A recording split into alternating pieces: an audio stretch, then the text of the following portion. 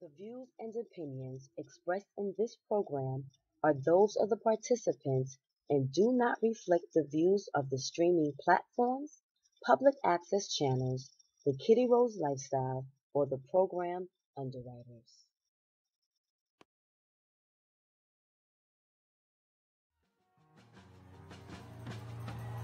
Tim's on my feet, stomping out the negativity. Everybody not a friend of me. Spread the love, still I move deliberately. Bully face on, but the smile be heavenly. Brooklyn girls, so they love the energy. Love sincerity, so I take the liberty to take them on a journey lyrically. Through hallways and alleys.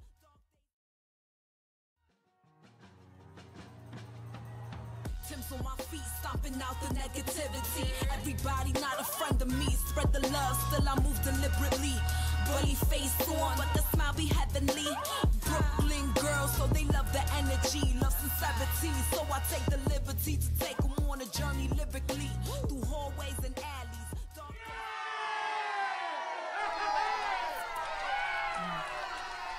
Hey everybody, and welcome back to the second season of the next chapter, where we discuss shades of gray. I am one of your hosts, Minister Cat, aka Kitty Rose, and welcome back my co-host, Melissa D. Hey everybody! Yay! What's good, my love? How are you? Loving life. Amen. Now I am still in summer mode, and you are now in fall mode. Well, not got only your beautiful hair.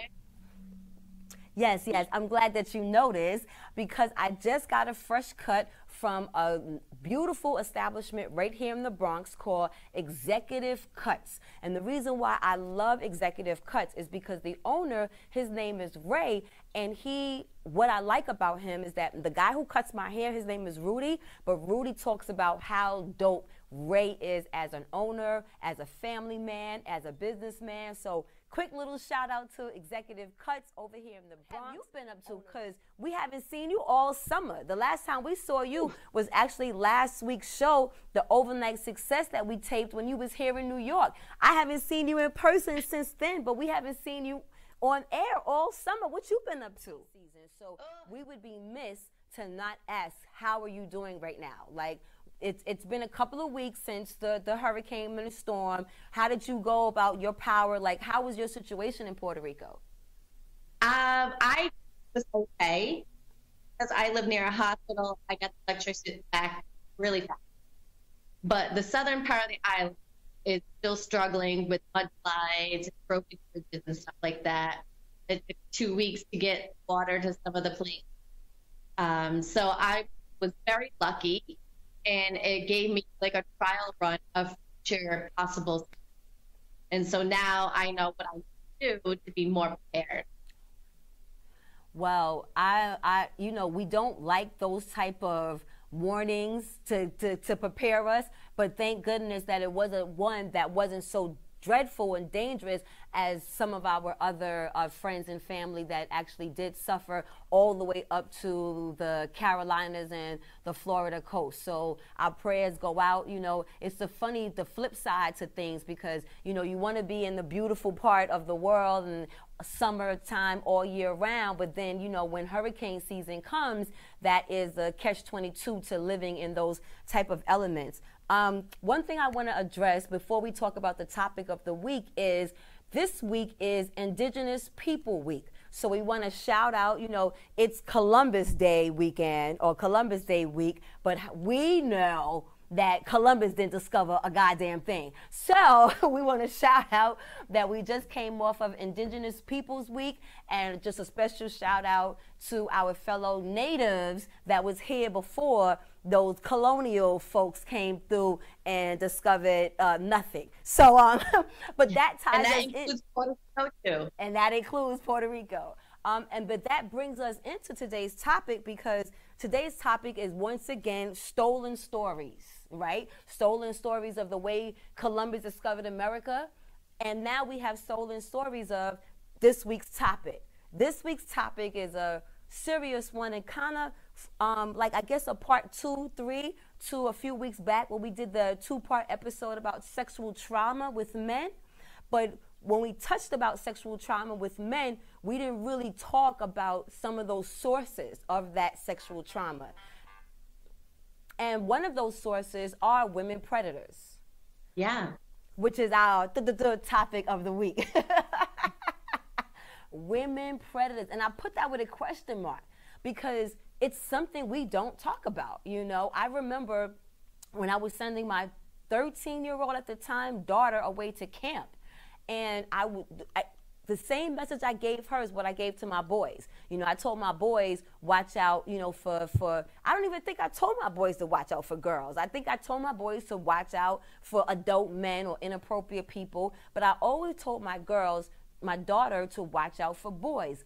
Never did I express to her to watch out for the female predators, because her first sexual relationship or sexual encounter was one with a female. Not to say that that female was a predator, but it made me start to think about, why do we always tell our children to be protective of men and not protective of women?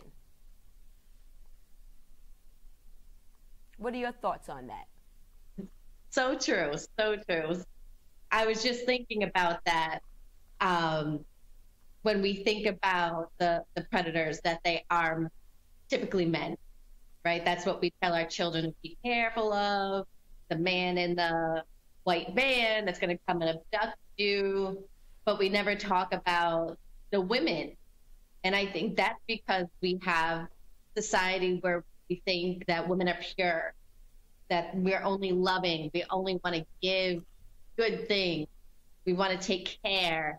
There's no way that we could want to harm children or other people, even adults. Women predators can be women predators to adults.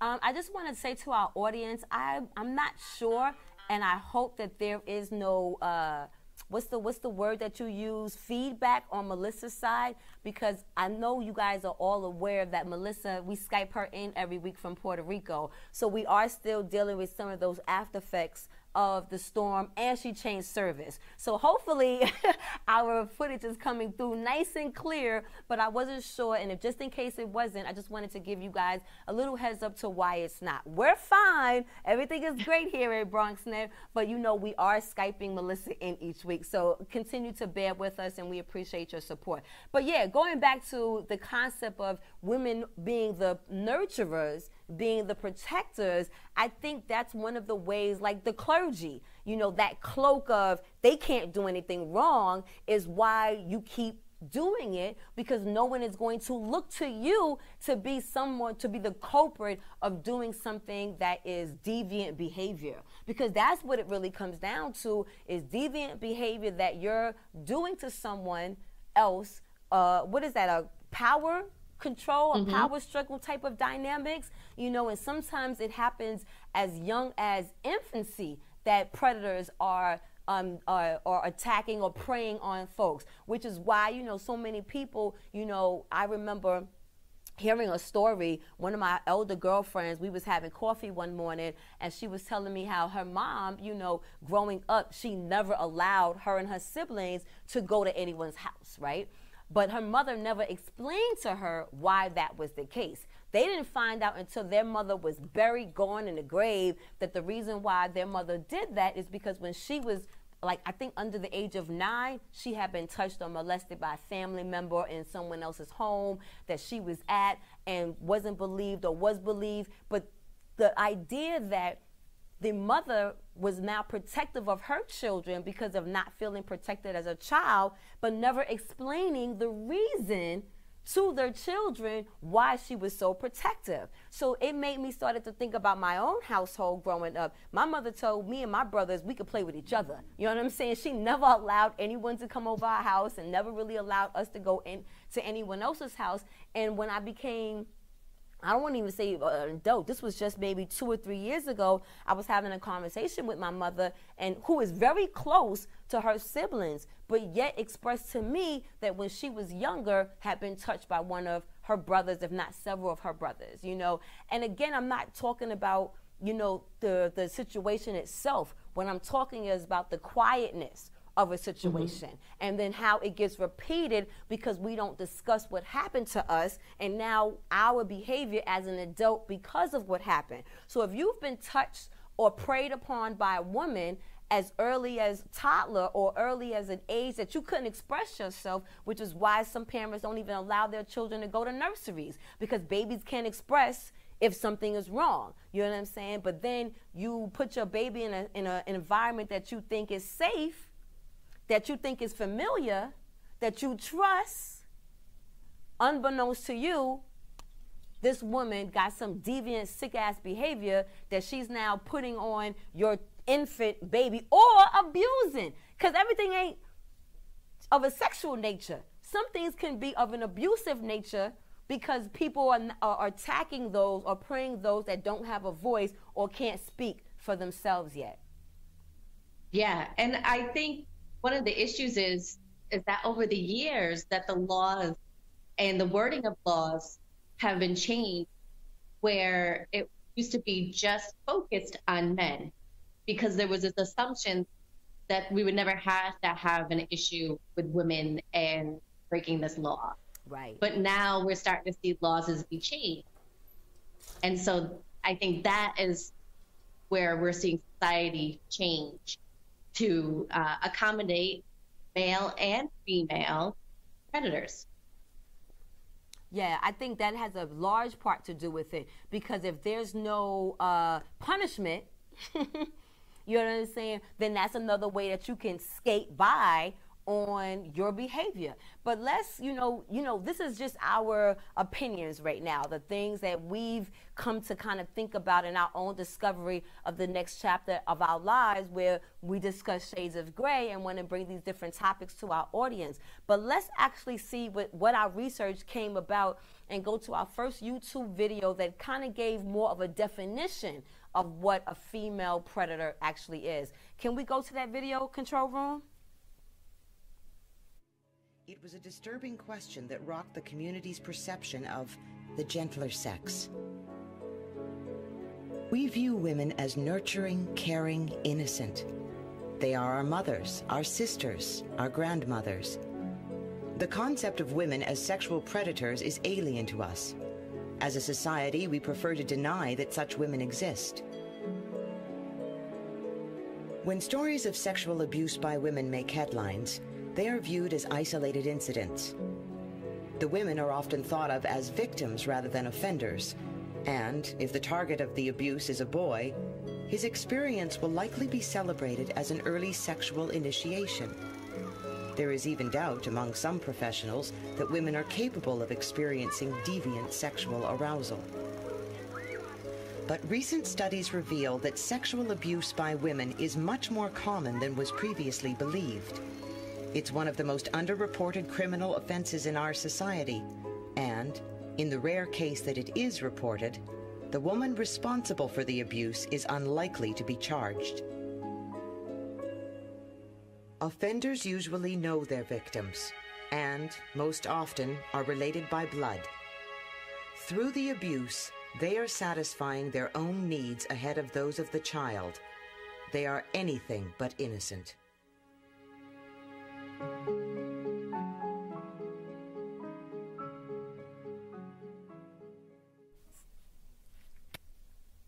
They said anything but innocent. You know what I'm saying? What I found interesting about the video was isolated incidents, incapable of deviant behavior, more common than we know or talked about, most unreported, and unlikely to be charged if getting reported. Girl, we talk about rape victims don't get reported. I'm sorry, say again. So we have learned through our research that the predators tend to be about 5% are women. And I think that it could be more. Yeah. Because we are not getting all of the work. And people might not realize that they are being preyed upon. So I do think the 5% is actually higher. That's a great point that you mentioned. They may not realize that there are actually victims, because sometimes when it happens to a young boy at 13, 14, 15, it's almost celebrated as a rites of passage. We had that same conversation when we were talking about the idea of sexual trauma, when we had Hosea and Pippa on the show. So I'm glad that we got a chance to have this conversation with you, because you are our, clinical therapist, and you can give that perspective of how this trauma, affects this so-called boy's rites of passage with how he now handles his sexual relationships as an adult. Because sometimes now that emotion connection is now severed because you haven't learned that emotion component. You've only learned the act. So now as an adult, now you're falling into that same pattern. And woo! I think, woo! That happens to women. Let me tell you how. And it's weird because it's not a traumatic kind of way, but it is. So if I grew up in a religious household, which I did, so let me set the scene. So we're growing up in the religious household. For me, I grew up in a Jehovah's Witness household. The Jehovah's Witness household. Same like the Catholics, same like the Muslims, organized religion, right? So I'm getting taught about sex, but I'm not getting taught about sex. What I'm getting taught is don't have sex before marriage. And that was it. Don't have sex before marriage, right? So I wasn't taught the emotion that comes with sex. When I started changing, my mother never taught me about masturbation. She never taught me about touching myself, never taught me anything about what I'm feeling as a girl making the transition into womanhood, right? Stay with me. So if I'm only taught not to have sex before marriage, and all I see growing up on television maybe is the act, what happened when I started having sex is all I knew how to do was the act. I never was emotionally connected to sex until my mid-30s. But from 18 to mid-30s, I had sex, but just the act of sex. I enjoyed it, but I wasn't having orgasms. I didn't even know what they were. So I say that to say that going back to the lack of stories being told and communications or details or information being given to us at an early age, when things are not shared with us, but just given to us, like someone who touches us at a young age, and now when we become adult, we are disconnected from the emotion component to that act. So now we're doing a repeat behavior of something that happened to us. And we're so disconnected of what happened to us because now, hey, mental illness is a new thing. You know what I'm saying? Therapy is a new thing. Motherfuckers wasn't doing therapy. Motherfuckers wasn't talking about shit not feeling right or shit feeling wrong or why I think this way or why what's going on. So up until 5-10 years ago when we started, when mental illness became the new hot topic, when going to therapy became the thing, we're still not talking. And even with therapy being a thing, we're still not talking. Like this story here about women predators being the most unreported crime there is, because not only is it the most unreported, but it's the most unlikely to be charged. So if there's no accountability, there's no accountability because we're not fucking discussing it. And I want to say that one of the most common forms of female predators are the incest predators. Yep. And so really that starts messing with the psychological development of a child, where, you're thinking that this love that you have is to be pleasing the needs of the adult that's offending you. And so that really starts messing with the psychological stuff when you're starting to create partners and relationships with adults as you grow up. Woo. And so it comes into this is what I need to show that I love you. This is how I please. And if I don't do this, I won't get love in return. Ooh, girl. I think we should go to a PSA on that note.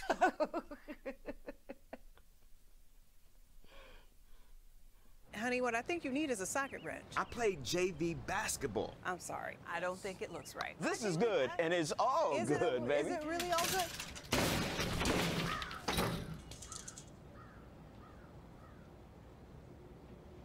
If you love me enough to routinely test your handyman skills, not to mention the strength of your marriage, then of course you'll visit nhtsa.gov/the-right-seat to make sure I'm in the right car seat. I'm gonna call my dad. When times get dark, we can't see the help that's all around us. Let 211 be your guiding light for help with food, healthcare, and other resources. 211, how can I help you? Call 211 or visit 211.org. 211, get connected, get help.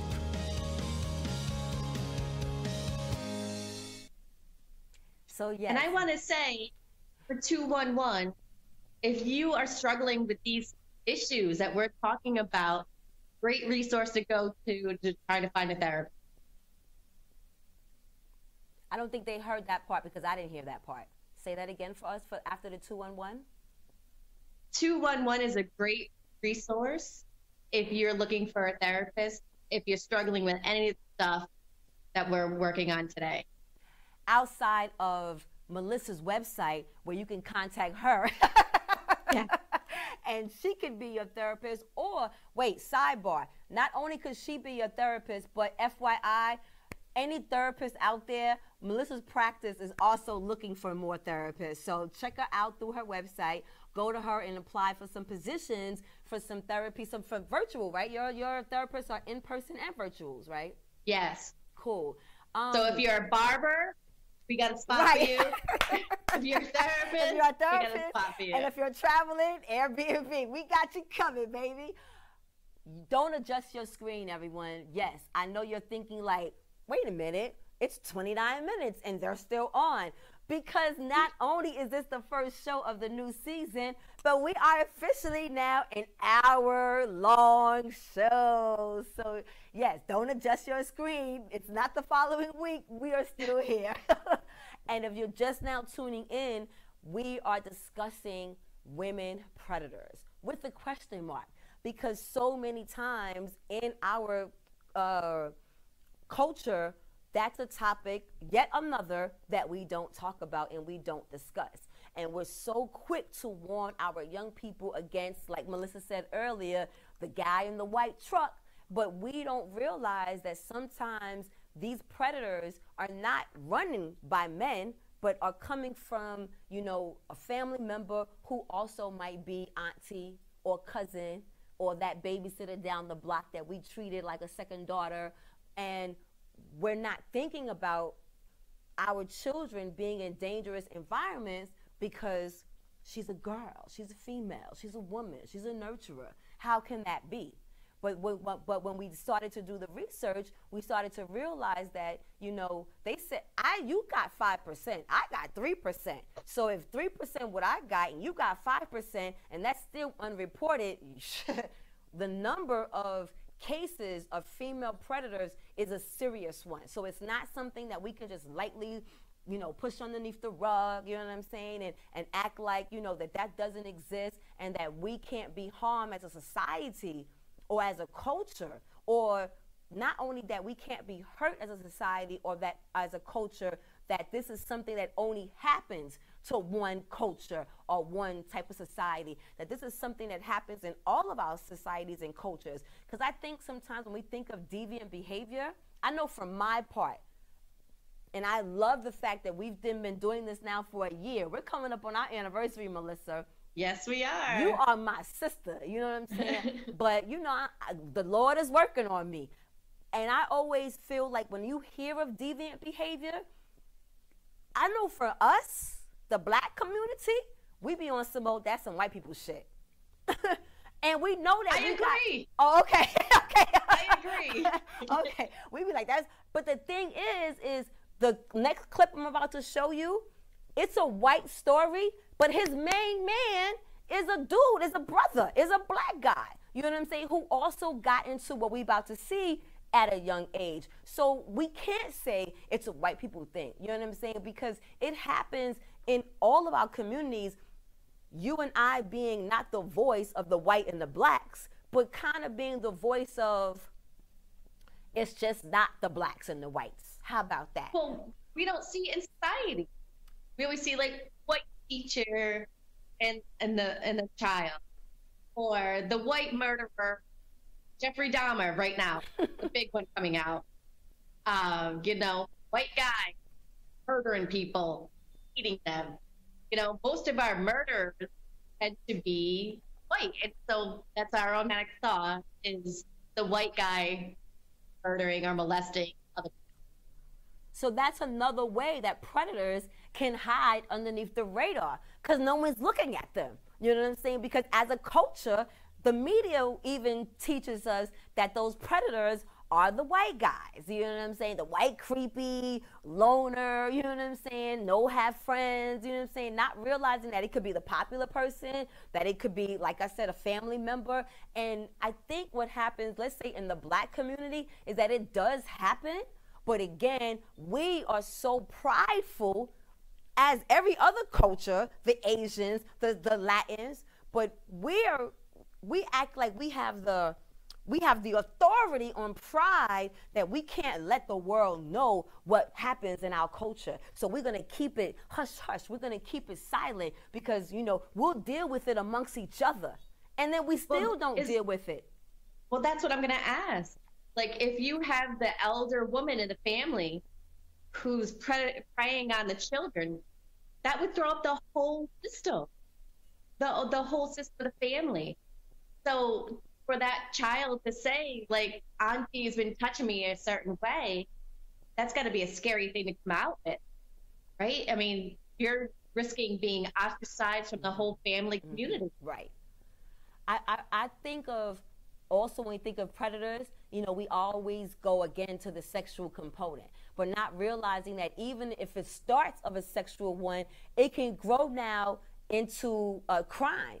Because now the person is so detached from the things that have happened to them that not only do they become emotionless when it comes to the act, they become emotionless when it comes to behavior of just getting by, period, because the trust issue has been thrown out the window. So now it gives us more room to want to, you know, cheat and be deviant ourselves, because we feel like who was there to protect us as a child? When nobody had my back, I had to figure it out. How many times do we hear stories, or how many times do we see stuff on TV and a mother has done something to their child and say, well, they got to figure it out the way I figured it out? I was watching, this just came to me, I was watching fucking Kanan, right? A few weeks ago. And there was a scene, it's a show on Stars. 50 Cent produces a show called Kanan, right? And on the show, Kanan, the character, is 15 years old. 15 years old is the character. This is just a few weeks ago's episode. He's having sex with his girlfriend's mother. The girlfriend walks in on him having sex with her mother, and the mother says, well, that's what happens when you don't know how to keep a man. And then when the boy says, how can you do this? This is your daughter. The mother replies, she got to learn. It happened to me. She'll get it. And the boy is like, wait, what? Wait, what? And I'm like, did y'all peep that? Did you peep what she said? Did you peep that she said she had no remorse for what she was doing to her daughter because her mother probably did some bullshit like that to her. So it's like these things that happen to us don't always have to happen directly. Sometimes the indirect stuff that we see in the household at a young age affects our behavior as an adult, because once again, it was something that didn't get addressed. If you got your mama sending you to the store at 8, 9, 7 years old to get you a pack of cigarettes or to get you some liquor, then how you don't think possibly that your son or daughter might become a fucking alcoholic or drug user because you the first one who took them to the bar? But you don't want to admit that. You don't want to admit that you might have caused or been the root to your child becoming a drug addict or a drug user or a drug abuser because you put the first cigarette or beer in her or his mouth at fucking 8 years old. And it's just not the dads. You know what I'm saying? It's a mom who don't fucking want to deal with the baby and fucking puts the Benadryl or puts the rum in the teeth, in the mouth, and next thing you know, your baby's a fucking alcoholic, and you're like, oh my God, I don't know what to do with that child. But you started them on that road. So when we think about trauma and women predators, it's not always of a sexual nature when you're preying on the lesser, when you're preying on the weak, when you're preying on someone that you as a manipulator wants to be in a situation of control. Woo! Child. You know it is really, about power, control. Satisfying their own needs. Power and control, satisfy. Because even the video said they satisfying and thinking about their own self. They're not thinking about the needs or what they're doing to the person. So that takes us into the second video. That takes us into the second video, what really ignited this conversation and what ignited the sexual trauma with men that I did with Hosea and Pippa. Let's go to, this is a new show, so if you guys have not already seen this, shout out to Showtime. I got the video from YouTube, but I saw this episode of American Gigolo, and this right here, you'll see what I mean. Hey, bring the ball.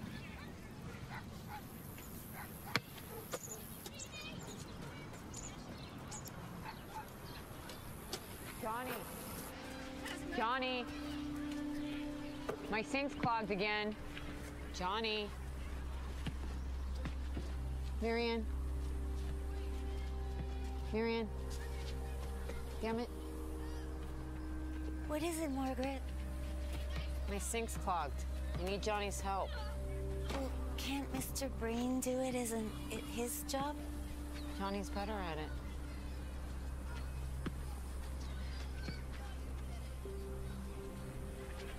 Could you please help Mrs. Davis? Johnny? Okay, Ma.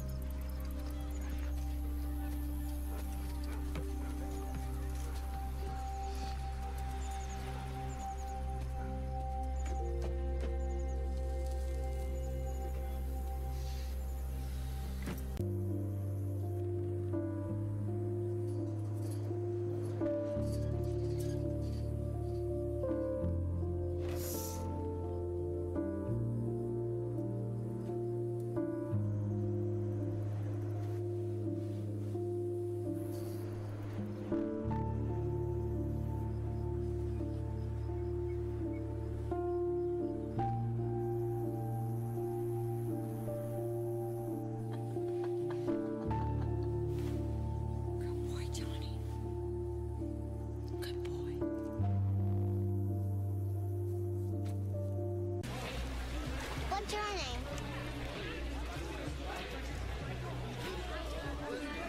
Johnny? I'm Isabel. I'm Olga's niece. She's the queen, which makes me a princess. And do you know what that means? No. It means that one day you're going to belong to me. Isabelle? Tu laisses les garçons tranquilles. Johnny? Non.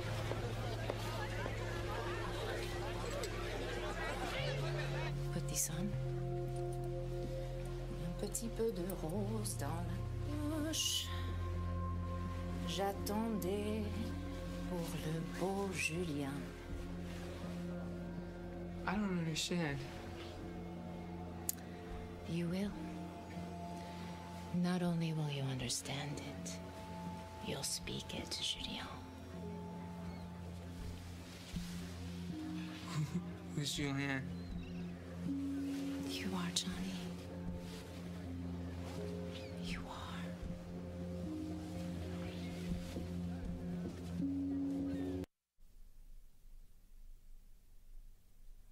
And so I haven't watched this show. So did mom give him to that woman? No, mom sold him to that woman. Okay.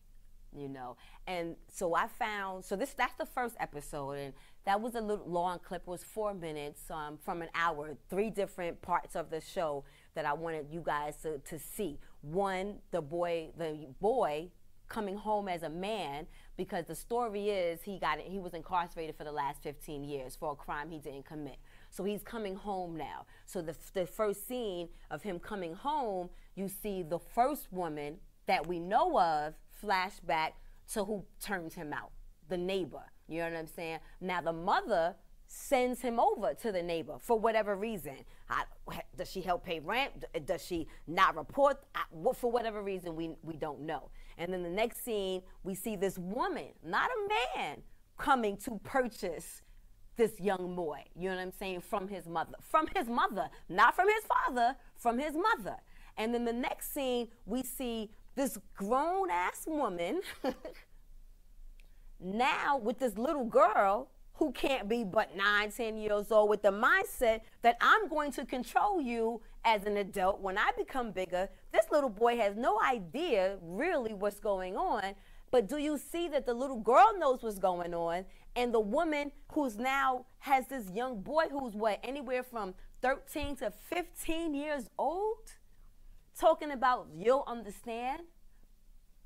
And he's like, I wonder if just one little twist to that scene, the music, if you change the music, if you change the effect of the boy and he was happy to be there, then would we have this sense of like, wow, this kid's so lucky that he gets to be young and have sex with all these beautiful women, you know, because I feel like society has really perpetuated this stereotype of he should be lucky because he gets to have these experiences. But what happens is that we, again, lose the development part of life. So the same thing with this organized religion that only taught me to have sex when I get married. They didn't teach me the how it feels. They didn't teach me what I can do as a woman with my partner. They didn't teach me how to make sure that I'm good, that I'm taken care of, that I feel good, what to look for. None of those things came into my education, which then led into a very robotic way of living or robotic way of having sex. So the same way that we now have this predatory behavior that happens or goes on in these households, and we're not understanding because we're not saying or expressing that these things have happened to us or that we've been exposed to them, unbeknownst to us, we end up repeating these things in our adult behavior, or not necessarily repeating, but now the after effects of our behavior is because of these things that happened to us as children that we were never able to discuss or understand. And the problem is our parents wasn't discussing it with us because they didn't want to. They didn't discuss it with us because they didn't have the blueprint to how to discuss it. So when their household was not being discussed, so how can they teach you something that they didn't even know how to do? So as much as people get on me about I am too familiar and I talk to my children about too much and I expose them too much, the reason is because when does it stop? When do we break the cycle? When do we stop saying what happens in your house stays in your house? When do we stop saying that's nobody else's business? When do we stop saying, buck up, be a man, be a woman, just deal with shit? When do we stop saying shit happens? When do we stop saying, well, that happened to me, she'll figure it out? So in order for those things to stop, we got to have the conversation, and not just the conversation, but we got to explain, yo, to my kids, this is why I do this, that, and the third. This is why I do this, that, and the third, because this happened to me, and I'm not about to let it happen to you. So for me to be mindful and careful, this is how we going down in this house. So now we begin to create a new pattern. We begin to create a new trend of protocol that families are mindful of and start to think of, because now it's not something that happens in silence. Now it's happening out loud. You gonna act up? You gonna do some shit? Yes. Find out a way at 5, 6, tell my daughter, tell my son, say help. maybe the first words we teach our kids should be help. You know? Yeah. Maybe the first words shouldn't be mommy and daddy. Maybe those first words should be like, this motherfucker is doing some shit to me. Yes. Yeah. You know what I'm saying? So, we wasn't half an hour. Now we're an hour. You probably thought the hour was too long, but guess what? We're already almost at the end of the show where we talk about the Jesus fucking moment. So, Jesus fucking moment. Yes, honey. Jesus and fucking. So, Jesus. Oh, wait. Jesus. I still did it wrong. So, Jesus. What's your Jesus moment? Like, did you come to, like, did you get a Jesus moment? I should ask. I would say the one thing about this show is that because we're older and we're kind of reflecting on the first part of our life, I looked at a situation that happened when I was a teenager. And one of the boys that I would hang out with was dating this manager at McDonald's that he worked at. And there was a 10 to 15 years gap between their age. And looking back on it, I thought, like, wow, that was really fucked up. Nobody said anything. And I'm wondering if it's because nobody knew who to say it to. Right. Oof. Even as kids, yeah, we're just kind of like, why are you hanging out with this old lady? And I think, like, he didn't know what to say either. And they ended up having a child. And when I had mentioned this to a guy friend recently, he was like, oh, you know, it's not that bad. You know, the boy got to have this experience. And he was able to stop when I said, he had a child at 15. His whole life changed. And I think nobody realizes that because his childhood got taken away. The woman was 25. She lived her young adult years. And yet my friend got his taken away. Woo! And I think, like, that Jesus moment for me was, why didn't anybody say anything? Yeah. And I think it's because we didn't know how or who to say anything to. And back then, would it even been taken seriously? And so I think that was my Jesus moment, that we are needing to talk about this more with everybody. And so we see something, if we hear something, we need to say something. Say something. I think we take that statement so lightly. You know, I think we take it so lightly because if we actually acted on that more, you know, we would probably end up saving a lot more souls and a lot more spirits and a lot more heartache than we have by not saying anything and just feeling like eventually you'll get that light bulb moment when you're in your 40s or in your 50s, you know. But like you said, you know, the beauty of this show, of us discussing these next chapter of our lives, is that the experience that we've gained, the experience and the knowledge that we have now, you know, been able to accumulate over these years can be a protective measure for those young people, for those teens, for those early development 20s-year-olds that are still trying to figure out and navigate themselves through. Because when you're a teenager, you think that's it. You know, you think that's your life. You know, like, oh my, you're not thinking about 25 and 30. That's old. So at 13, whatever you're going through, it's like, oh my God, this is my life. My parents don't understand me. You know, this is it. But not realizing that 13, that's a crucial development for them. So when they're having these emotional breakdowns, the idea is not to just shrug it under the rug and say, well, you're 13, you're a teenager, but to actually address what they're feeling, because guess what? Suicide is real. Depression is real. So if you're going through trauma that you feel like you can't discuss or talk about at 10, 11, 12, 13, 14, 15, 16, those preliminary ages where you think you know everything and don't know shit, your result is fucking suicide. And the crazy thing about the suicide is that you end up now leaving more pain than the pain you thought you was given when you was here. Because now the idea of the parents, oh my God, my child committed suicide. What did I do? What was I supposed to look for? What wasn't I aware of? What could I have done more? The friends, I lost my friend at 16. I lost my friend at 15 to suicide.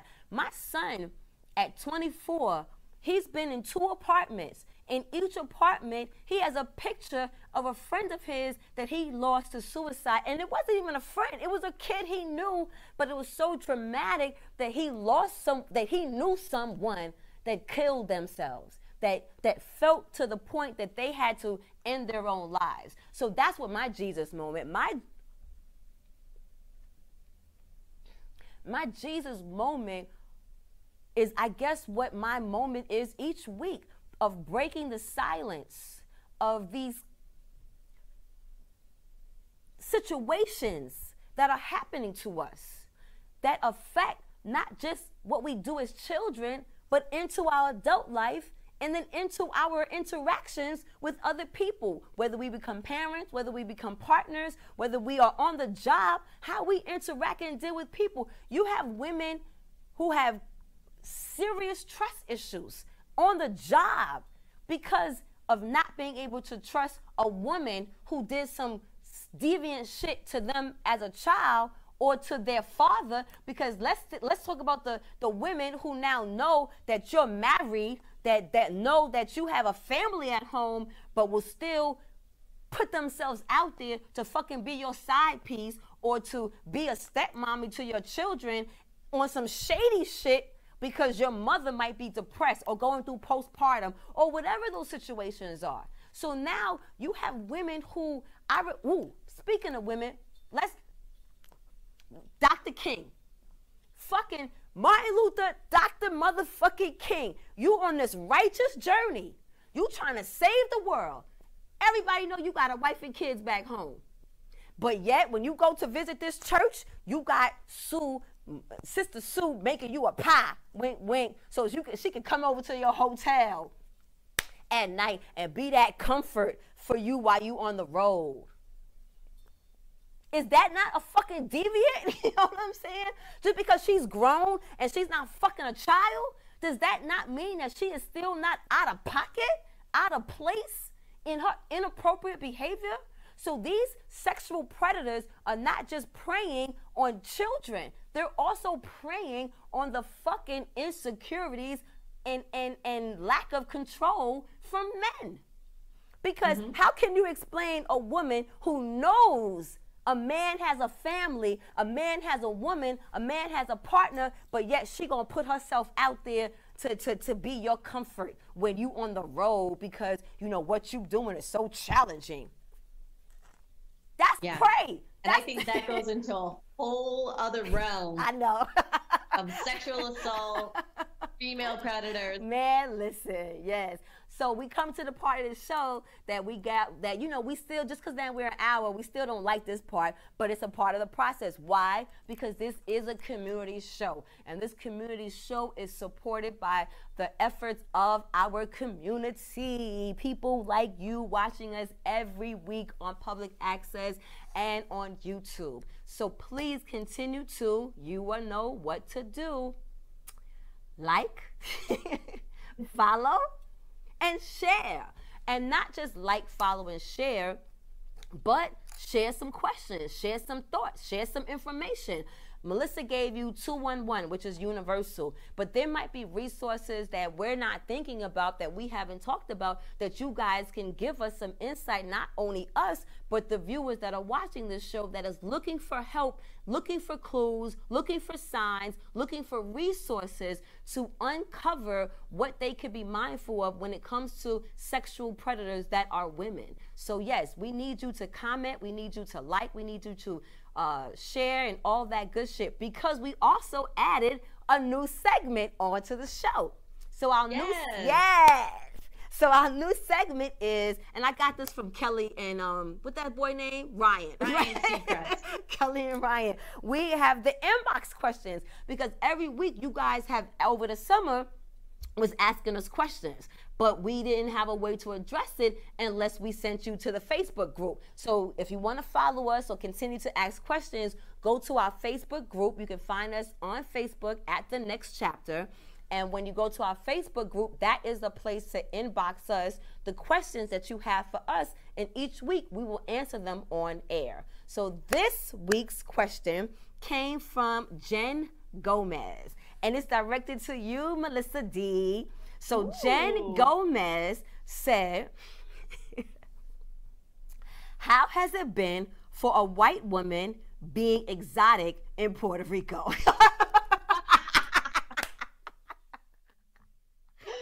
Oh, Jen Gomez. And Jen Gomez, she sound like she's some hater shit. She sound like she one of them meet her sisters that's mad that you down there with the big ass getting all the men. So wait, so I'm answering your question. So Melissa D, how has it been for a white woman being exotic in Puerto Rico? It has been quite an experience. Elaborate. I am an equal opportunity dater. So I will date anybody. That doesn't sound like equal opportunity dater. That sounds like a slut.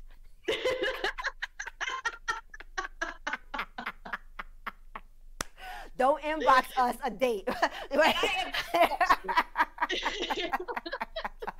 That was fun. That was cute. I like that. So keep the questions coming, guys, because as you can see, we don't have a problem answering anything that you might ask us.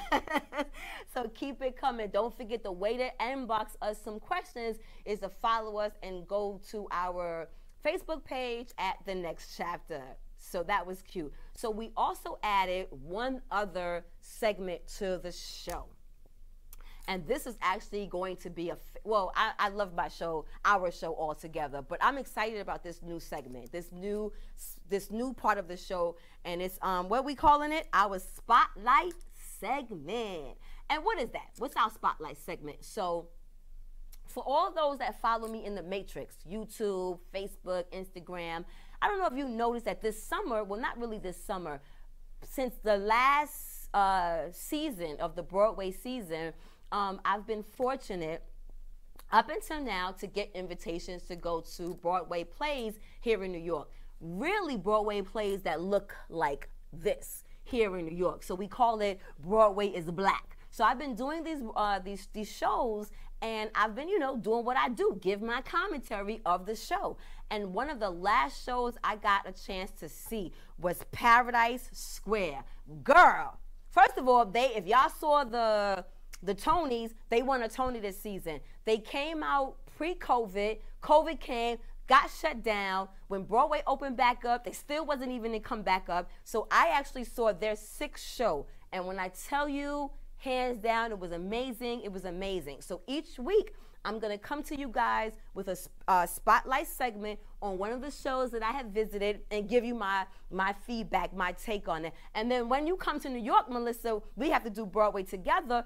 Or I know in Puerto Rico, they have some theater, some shit out there. Or maybe not theater, but gallery shit. Because I don't know if you guys know that during the summer that Melissa took off from The Next Chapter, she went into the NFT world, which is why she was here in New York in June. So Melissa D is now an official NFT artist. The Spotlight segment is going to be about the people that we don't talk about in these blockbuster films or shows, like the producers, like the extras, like the band, like all those untold stories of not just the main character star. Because Viola, yes, she did the damn thing. And why? Because that broad is 60-something years old, and her body, not only Angela can have a cut body, but so can Viola. But let me show you guys what I'm talking about with Paradise Square. Let's go to their trailer, then you'll see my preview, and then we'll come back and end the show. So let's go check out their trailer, guys. Paradise Square, back here in Broadway in New York, because Broadway is black, baby. Paradise Square. A new music and dance flourishes. New culture is created from an accidental society and held the promise of what America could be. Paradise Square is the musical for our time. When the days are hell, nothing can compare to the little